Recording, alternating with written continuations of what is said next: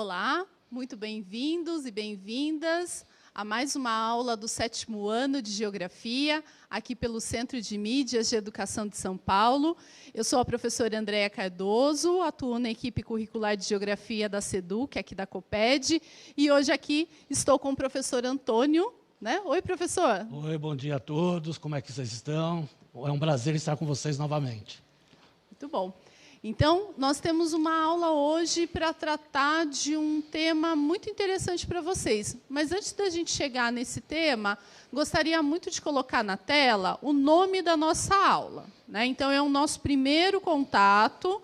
Né? Então, é importante que vocês registrem o nome da aula para que depois vocês possam conversar com seus professores, né, das suas escolas, nas atividades que estão sendo feitas, né, com todos vocês. Então, a aula se chama A Linguagem Gráfica na Geografia. Ela é voltada para o 7º ano, primeiro bimestre. Essa aula ela foi construída, né, de forma colaborativa, aqui junto com o professor Antônio, né, professor Antônio? Perfeitamente. A equipe de Geografia está apoiando o professor, que chegou agora recentemente no nosso Centro de Mídias. Então, além de nós dois aqui no estúdio, a gente conta ainda com a participação da professora Mariana Martins Lemes, da professora Milene Soares Barbosa e do professor Sérgio Damiati, né, nessa equipe. Então, em outros momentos, vocês também vão se encontrar com eles e conhecer um pouquinho mais do trabalho aqui da equipe. E o que a gente vai trabalhar no dia de hoje, a partir do tema da nossa aula? Então, fica também registrado para vocês na tela, né, para vocês anotarem, para vocês fazerem o print. Essa tela, né, essa informação, ela é muito voltada para o nosso professor, que acompanha também o trabalho. Então, nós estamos no ensino fundamental nos anos finais, no 7º ano, primeiro bimestre. A habilidade do currículo paulista, que a gente vai tratar hoje, é a habilidade 10, que ela tem como objetivo, né, trabalhar e elaborar e interpretar gráficos de barras, gráficos de setores e histogramas com base em dados socioeconômicos das regiões brasileiras.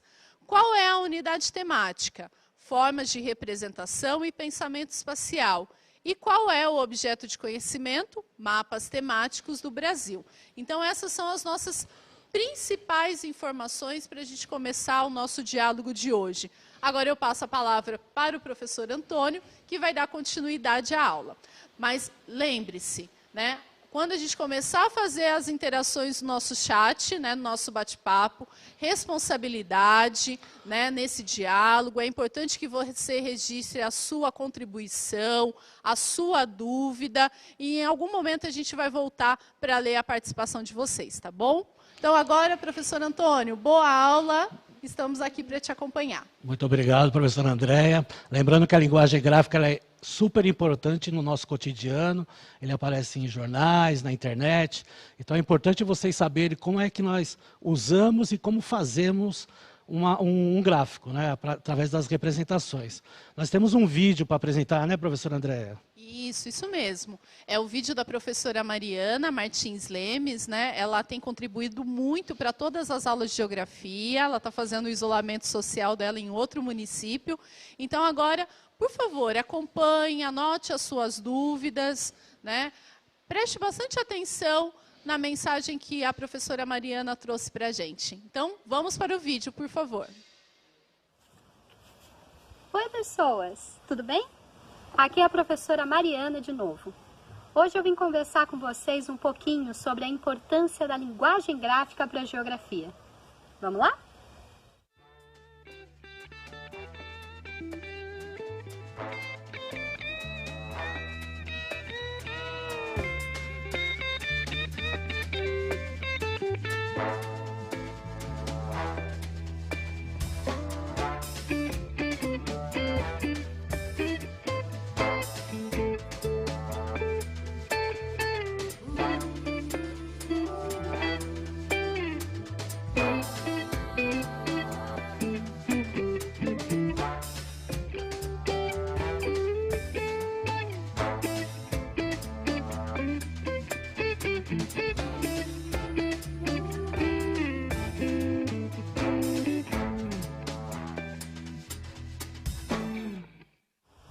Você já deve ter percebido que a geografia lida com várias informações sobre a realidade. Essas informações são importantes para compreendermos melhor o mundo em que vivemos. Quando analisamos uma série de dados, por exemplo, conseguimos perceber que alguns aspectos da realidade impactam em outros, e fica mais fácil identificar causas e consequências de diversos fenômenos. Além disso, analisar os dados em conjunto é mais revelador do que analisar o dado isolado.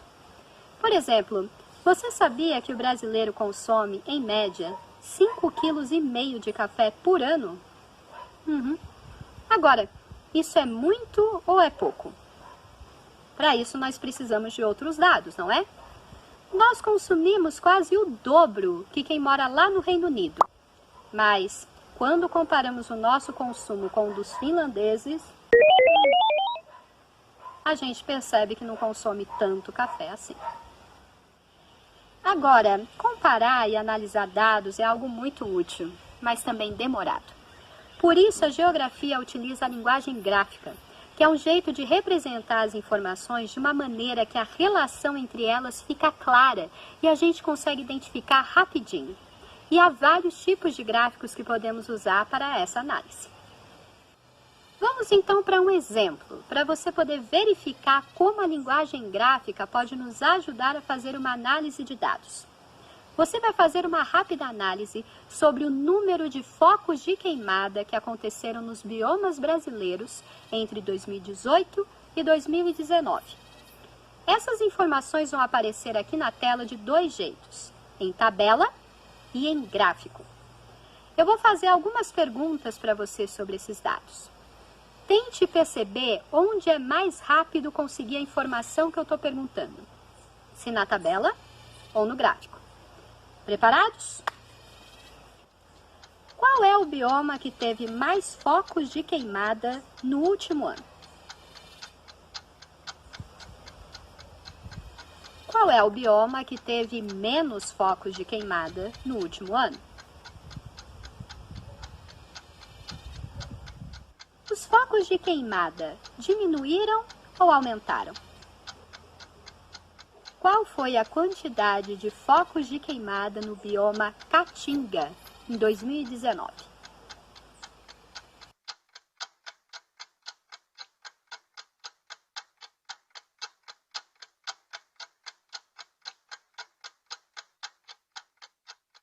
Bom, nessa atividade você deve ter reparado algumas coisas.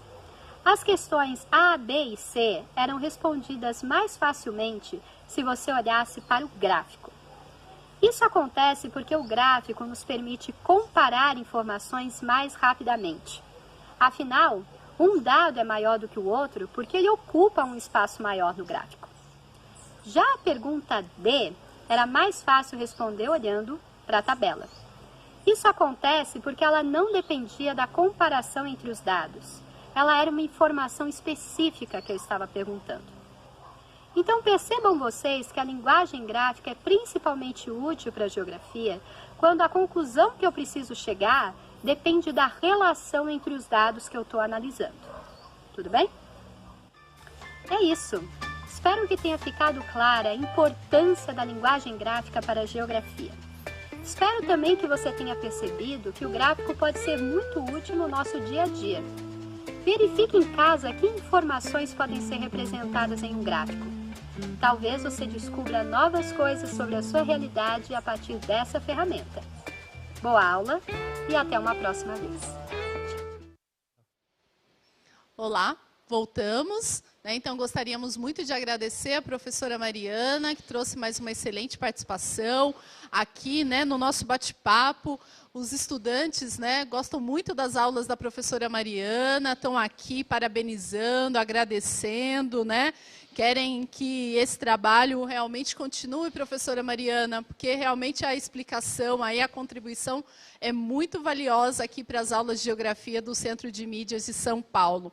Então, por favor, continue registrando as suas percepções sobre esse tema, as suas contribuições, as suas dúvidas, que a gente está aqui hoje para conversar com vocês e tentar, né, explicar um pouquinho da relação da geografia com a linguagem gráfica, lembrando que é uma linguagem também presente em outros componentes, em outras áreas do conhecimento e que tem um super potencial e que vocês precisam cada vez mais conhecer, né, e entender essa linguagem. Então vamos lá, professor Antônio, o que a gente tem agora na nossa aula? Então, nós vamos aprender aí como olhar o gráfico de colunas, né, através de informações que são dadas pela imprensa ou até numa sala de aula. Então, hoje nós vamos apresentar dois tipos de gráficos, né, que são o gráfico de colunas e o gráfico de barras. O primeiro que vai aparecer aí na tela de vocês é o gráfico de colunas.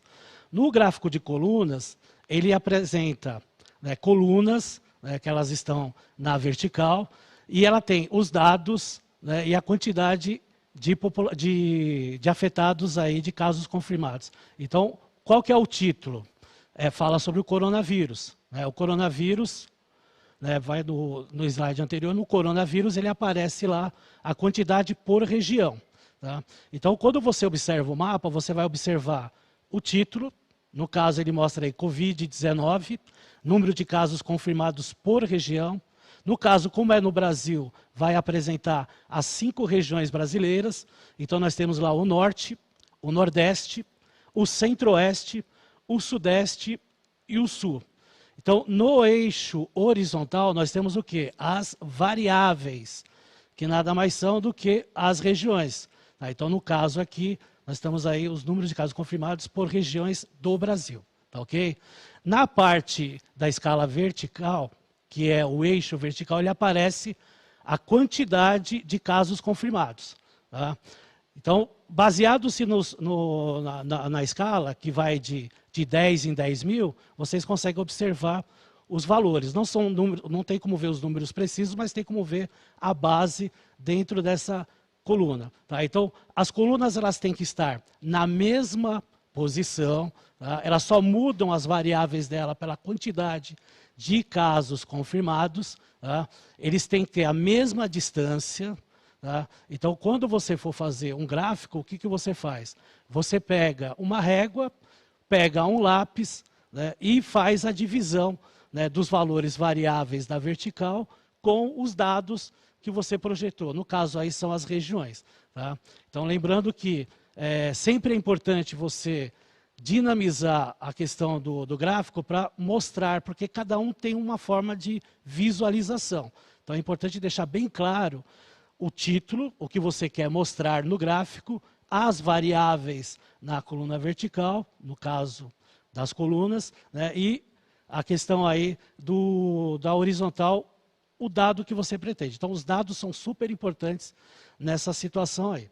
O outro gráfico que a gente vai dar uma visualizada aí é o gráfico de barras. Né?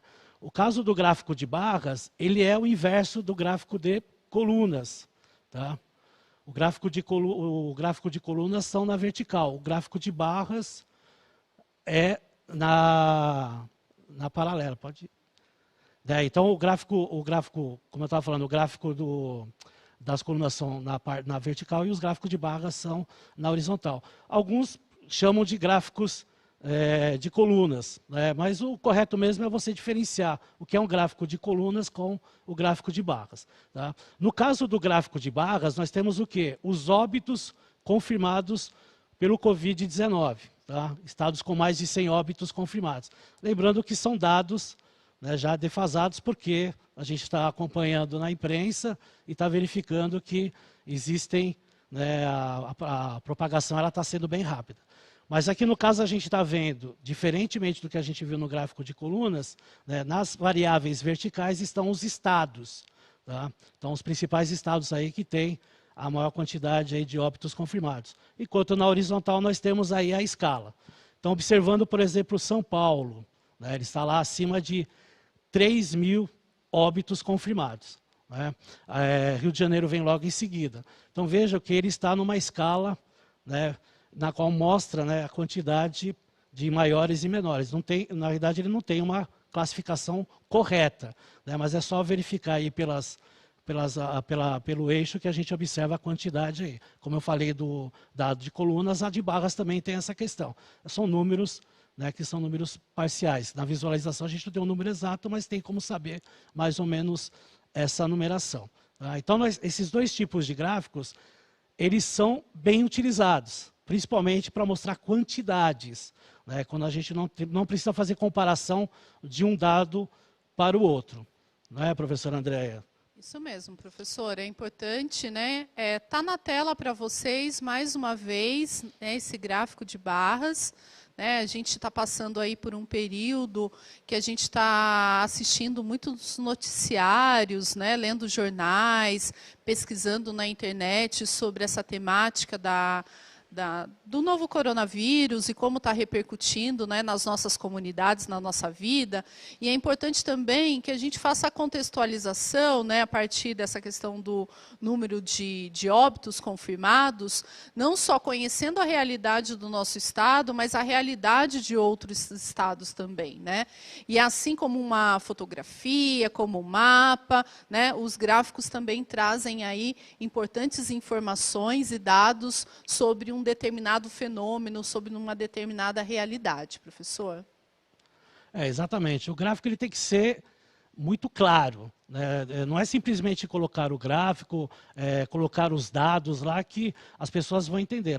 Elas ficam com dúvidas. E o gráfico ele serve para isso, para um melhor entendimento do que se está sendo falado. Senão eu poderia falar, o estado de São Paulo tem 30 mil casos, o estado do Rio de Janeiro tem 15 mil casos, só que fica uma situação, uma informação artificial. Os gráficos não, eles mostram realmente aí a quantidade que é elaborada. Né? Como a gente mostrou esse gráfico de colunas e o gráfico de barras, e pelo entendimento de vocês, agora eu gostaria que vocês fizessem uma atividade em cima dessa proposta, né, professora Andréa? Isso mesmo. É uma atividade, né, que vocês podem depois aprofundar. Né? É importante que vocês conversem também com seus professores de matemática, né, esclareçam as dúvidas, né, que provavelmente no 6º ano, agora no 7º ano, vocês já tenham tratado, né, desse tema nas aulas de matemática. Então, é importante lembrar de esclarecer as dúvidas com o professor de geografia e também com o professor de matemática. Então, acompanhem conosco na tela agora qual é a atividade proposta para essa aula de hoje do Centro de Mídias. Então, nós temos aí, a proposta é elaborar um gráfico de colunas de acordo com os dados da tabela. E o que essa tabela traz? Número de casos de internação por Covid-19 com comorbidades no Brasil, ou seja, as doenças associadas. Esses dados, né, eles foram coletados e publicados no dia 26 do 3 de 2020. Então, se vocês forem procurar aí em diferentes sites, né, confiáveis, hoje a gente vai ter já, provavelmente, né, uma modificação, uma diferença no total de pacientes com cada um tipo de doenças associadas. Então, agora, essa tela vai ficar por alguns instantes para vocês fazerem as anotações principais do tipo, né, de comorbidade de doença e a quantidade de pacientes de cada uma delas. Lembrando, né, que a seguir a gente apresenta para vocês quais são as questões que vocês vão responder durante a aula. Então, por uns 2 minutinhos, fique com o gráfico, com a tabela, para vocês fazerem as anotações necessárias. Até já!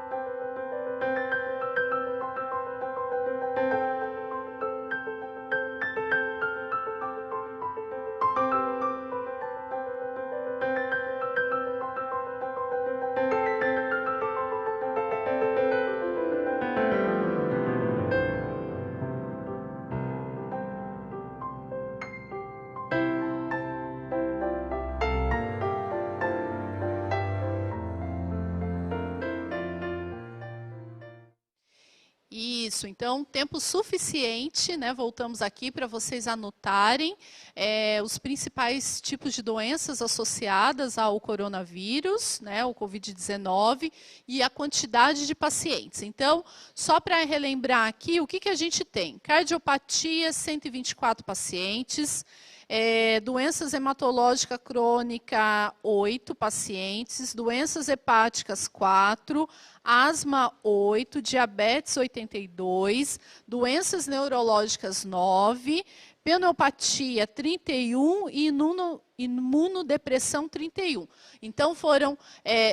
essa tabela traz para a gente o registro de 305 pacientes, né, que tiveram aí o caso confirmado. Então, agora a gente vai para as questões. Então, na próxima tela, a gente tem as 3 questões para vocês. Não é isso, professor? Então, vamos lá. Voltando na tela, por favor. A primeira questão que agora, né, vocês vão fazer... É isso mesmo? Tudo certo? Podemos continuar? A gente só estava aqui numa orientação técnica. Então, a primeira questão é: este é um gráfico de barras ou de colunas? Qual é a região com mais leitos? É isso, professor? Podemos passar? Só um momento, por favor. Essa era outra. Próxima tela.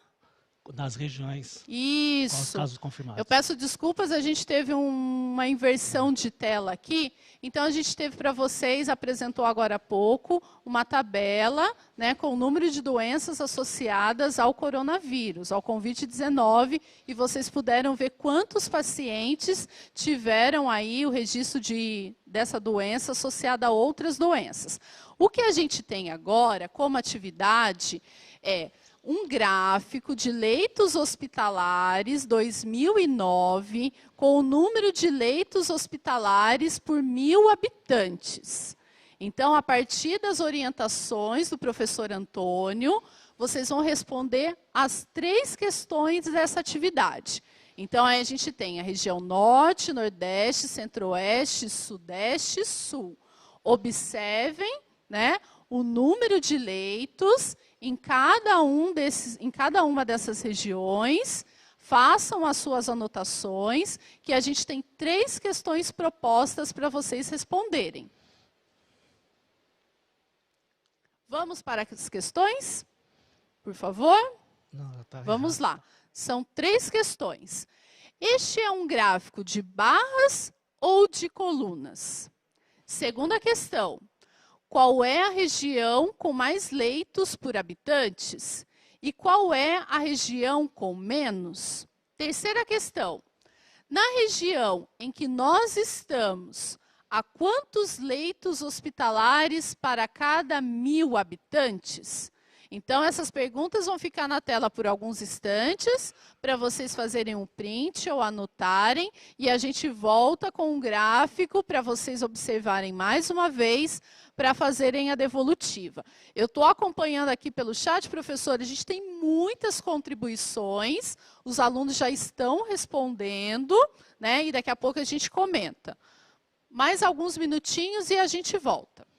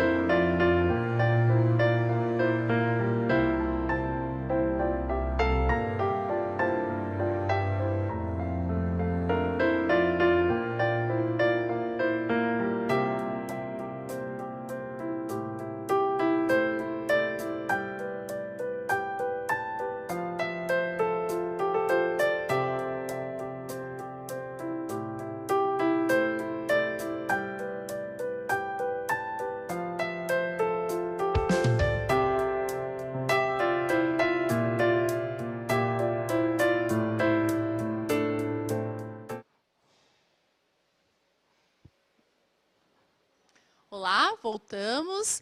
Muito obrigada por todas as contribuições, né?